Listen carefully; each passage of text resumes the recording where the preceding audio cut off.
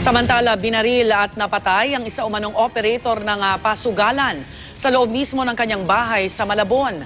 Habang iniimbestigahan ang pinangyarihan ng krimen, natagpuan ang ilang drug paraphernalia at ilang sachet ng hinihinalang shabu. Narito ang report ni Athena Imperial.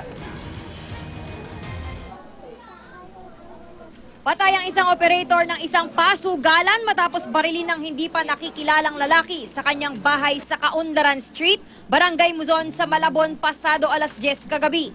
Kinilala ang biktimang si Enrico Juanse.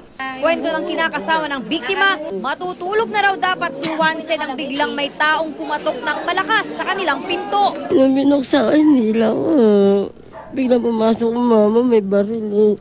Nanginig daw sa takot ang mga kaanak ng biktima na naroon din sa loob ng bahay nang mangyari ang insidente. Sabi sa papa ko, ikaw ba yun? Sagot po ng papa ko, hindi ako yun, hindi ako. Tapos pumutok na nga, yun na nga po yung putok na rinig ko.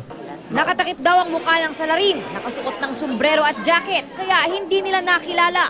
Sa inisyal na investigasyon, 2 bala ang tumama sa biktima na naging sanhi ng agad nitong pagkamatay. Wala naman daw alam na kaalitan o atraso ang mga kaanak ng biktima. Wala po ba kayong naging kaaway dun sa pasugalan? Wala.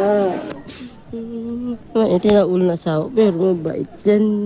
Pero habang iniimbestigahan ng mga pulis ang pinangyarihan ng krimen, ilang drug paraphernalia at mga sachet ng hinihinalang shabu ang natagpuan sa bahay ng biktima. Tingin ko po, napagkamalan lang kasi di ba po may nagsusugal po sa amin. Siguro may isa sa nagsusugal sa amin na may kagalit. Pinaghahanap na ng mga otoridad ang suspect sa pamamaril.